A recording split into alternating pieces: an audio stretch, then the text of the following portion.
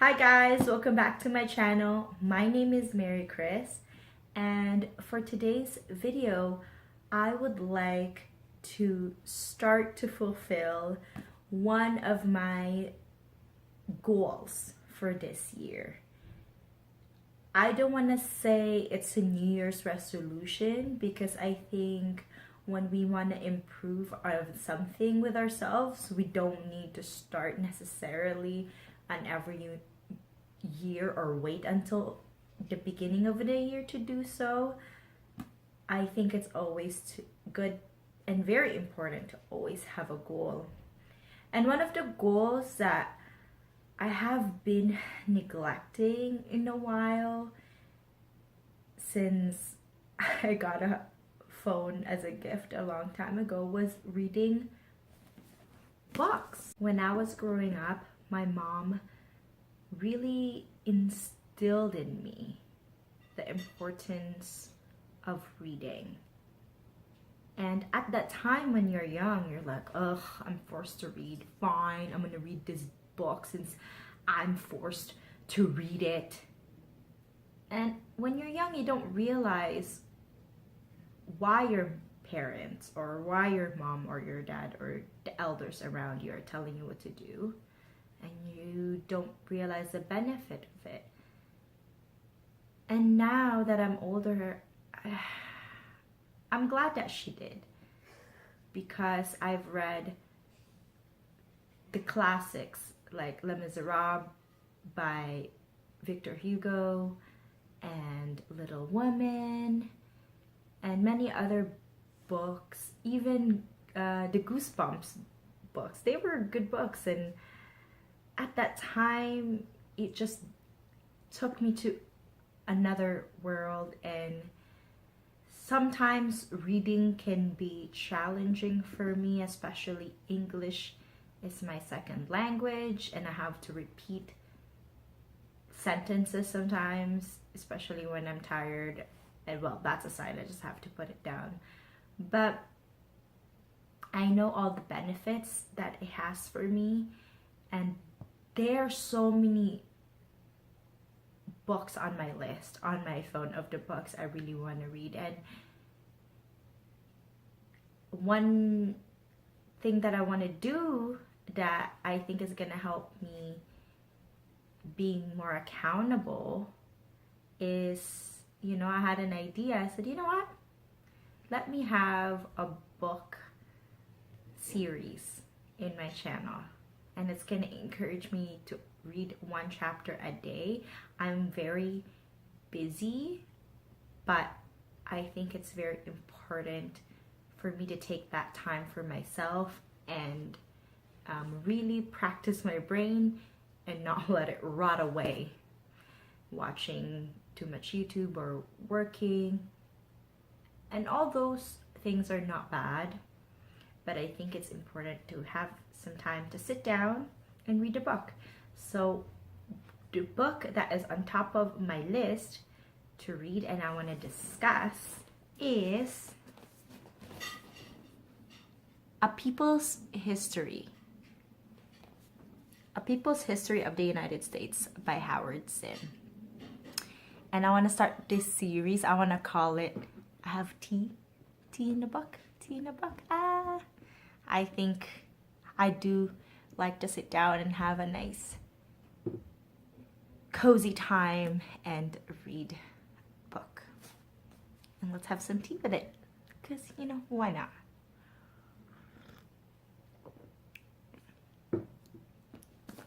So I've heard of this book from Democracy Now! Democracy Now! Is an independent news, and you can watch it online. I'll try to link it down below because it's a really good news to listen to and to watch as well. But you can just listen to it too, because the format is made for radio as well, and it's hosted by Amy Goodman. This is one of the books that I want to read, and I think having a series on it, I had an idea like, oh my gosh, let me do a series. It's gonna force me to read it and force myself to allot a time for me to read, because I think that's so incredibly important. So I'm not gonna read the whole chapter, of course, it's too long, and I just want to read a part of it that best describe this book. Because again, English is my second language, and I think reading English books is gonna help me to improve my vocabulary as well, and how to articulate myself in English. I also would like to have a disclaimer. I'm not an expert on anything. I'm just a person who is interested in history, who wants to learn. That's all. That's all I want to do with these videos, is to, if there's enough people who watch it, we can create discussions and talk and communicate our different point of views. But these videos are also mainly for me, as I'm using YouTube as a tool to document my year, on my progress, and use it as a tool of accountability for myself. So if you disagree with my point of view, just leave it nicely in the comments below. But yeah, as a disclaimer, I'm just here to learn and know more about history in a different point of view, especially in our times now. I think we need more communication on every side of the table. So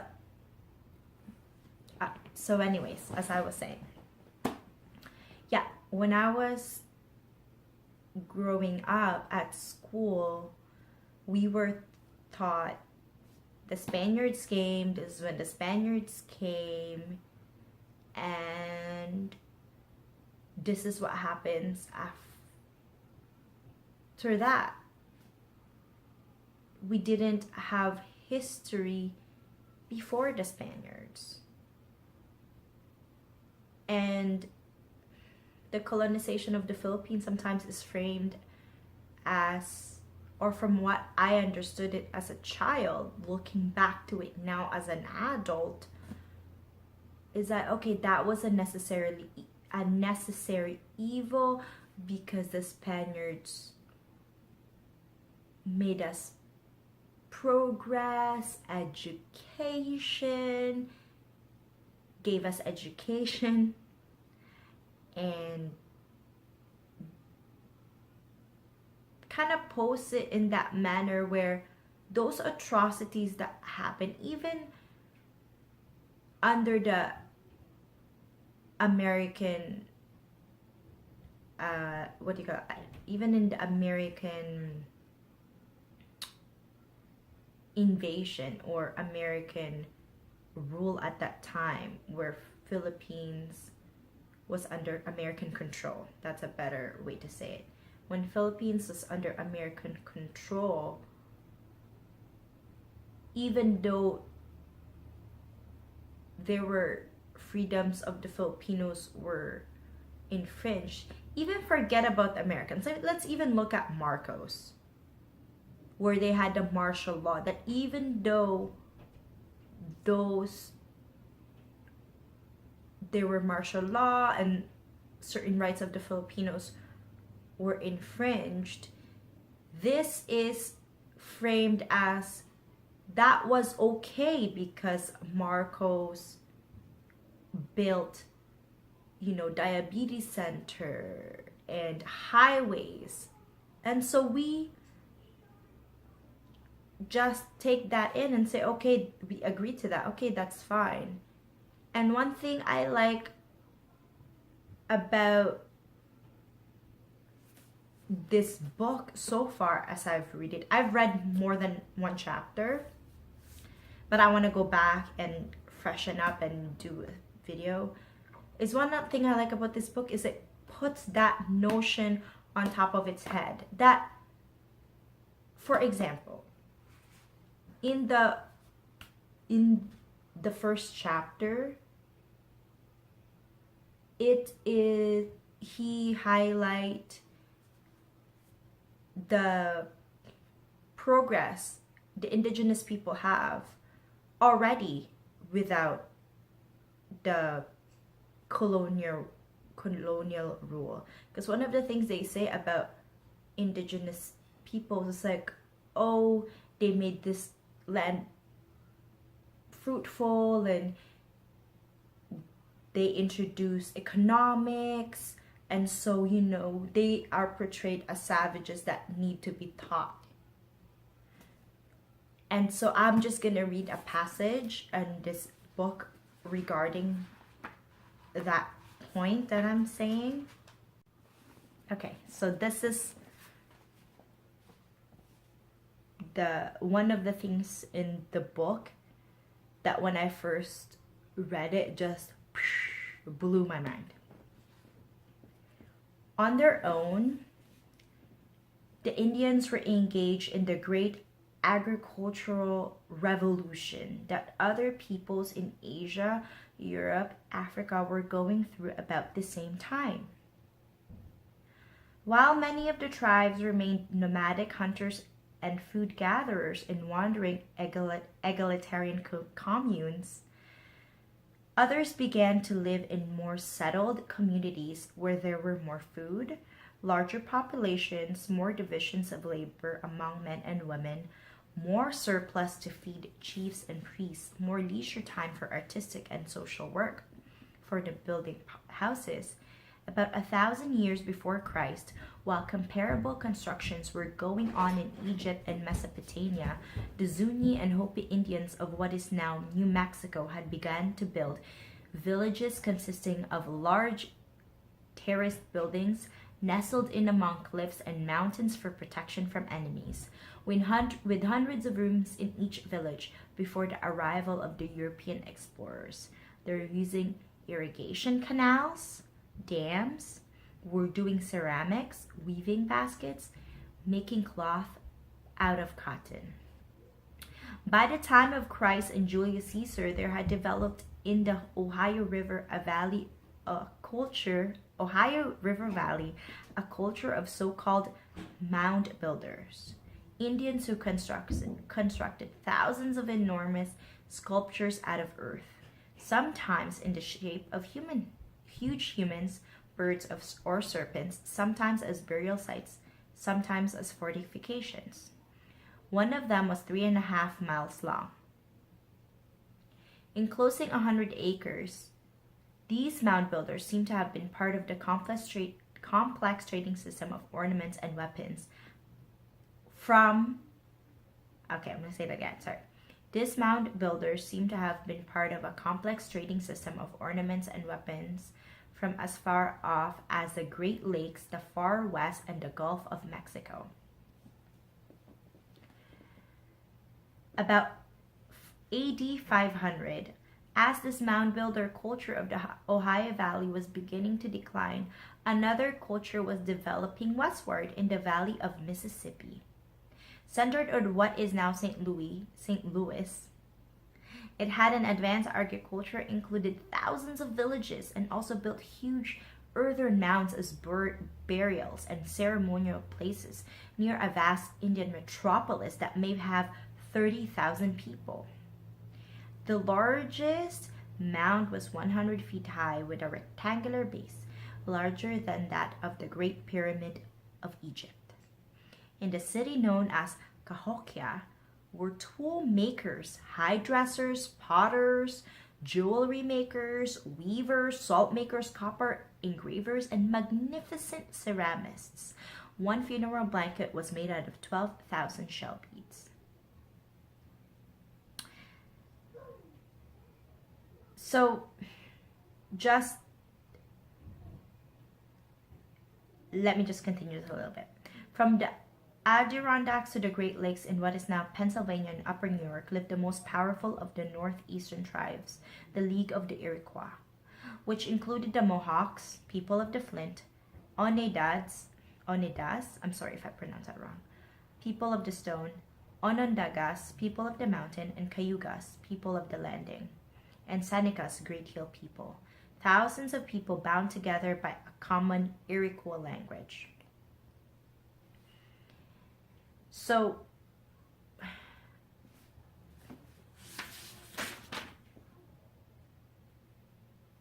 in just this part, one of the reason why it blew my mind, because when I first came to Canada, I would see indigenous peoples of what it was explained to me as indigenous peoples, and they say, and I ask, hey, what's up, what's going on? Like, I see them, they're drinking and they're on the streets, and we were told, like, oh, they're just lazy and that's just how they are. And I never really knew about their history and how, and I didn't really know about their history. And I said, as I've said before, we weren't even taught, like, I'm gonna bring this back again because they're parallels, so I'm gonna bring this back again to the Filipino history. We weren't told, from what I've read so far at least, of the agriculture technology that we have in the Philippines. I was reading about it and I was like, my mind was blown, because our history is framed that as if Columbus came to the Americas and Magellan came to the Philippines, where they discovered it. That's always the frame, right? They discovered this land. But in reality, there were already thriving communities with their culture, with their technology, with their skills already in that land. And that's why, for me, as a person who has never thought of this, I'm just like so amazed. And that's one thing I love about this book. For me, as I've said before, English is my second language, so sometimes I have to reread certain parts, but it's so worth it, because not only is it good for me to read, but I also would like to discuss this with you guys. I want to have a discussion about this and teach me more things that I don't know. So I want to read a couple more. Yeah, so here it is. About Columbus. I'm running out of light. Can you tell? I'm really having fun. So I just have a few more minutes and then I'm gonna close it out because I'm running out of light completely. So Columbus and his successors were not coming into an empty wilderness, but into a world which in some places was densely populated as Europe itself. Where the culture was complex, where human relations were more egalitarian than in Europe, and where the relations among men, women, and children and nature were more beautifully worked out than perhaps any place in the world. They were people without a written language, but their own laws, their poetry, their history kept in memory and passed on in an oral vocabulary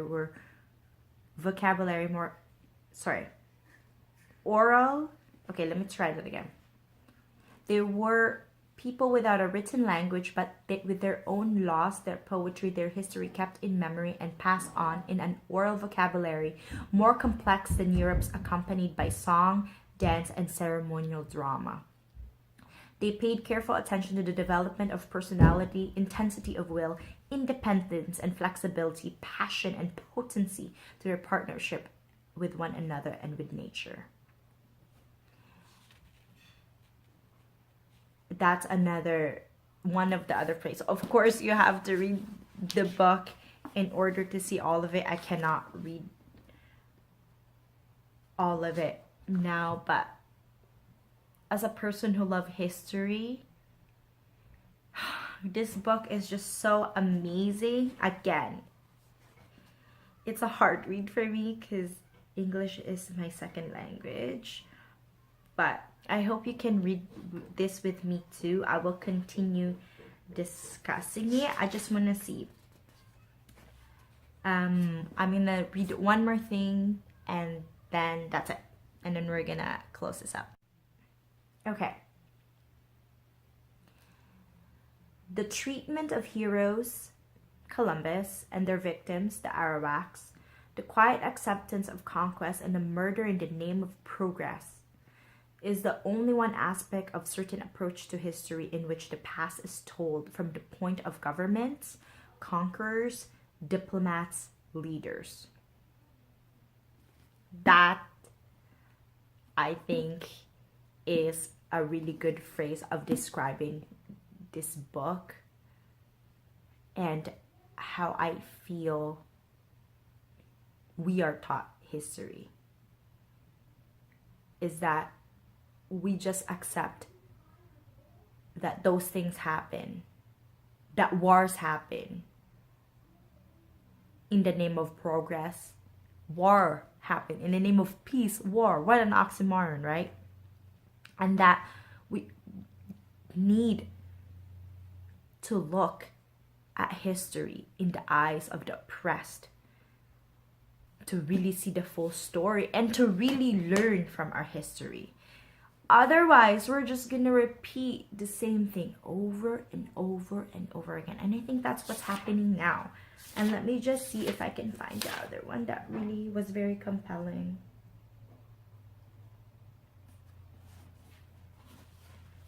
For me. The Indian population of 10 million that lived north of Mexico when Columbus came would ultimately be reduced. Let me say that again. The Indian population of 10 million that lived north of Mexico when Columbus came would ultimately be reduced to less than 1 million. Huge numbers of Indians would die from diseases introduced by the whites. A Dutch traveler in New Netherland wrote in 1656 that Indians affirmed that before arrival of the Christians and before the smallpox broke out amongst them, they were 10 times as numerous as they are now, and that their population had died. And that their population had been melted down by this disease, whereof 9/10 of them have died. When the English first settled in Martha's Vineyard in 1642, the Wampanoags there number perhaps 3,000. There were no wars on the island, but by 1764, only 313 Indians were left there. Similarly, Block Island Indians numbered perhaps 1,200 to 1,500 in 1662, and by 1774 were reduced to 51.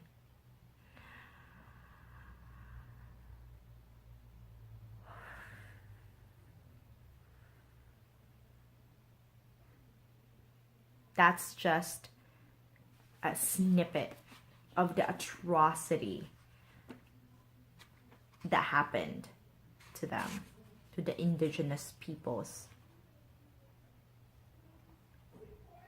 of America. And this is not an isolated incident either. I mean, colonialism is worldwide. And until now, we are still suffering from the byproducts, not suffering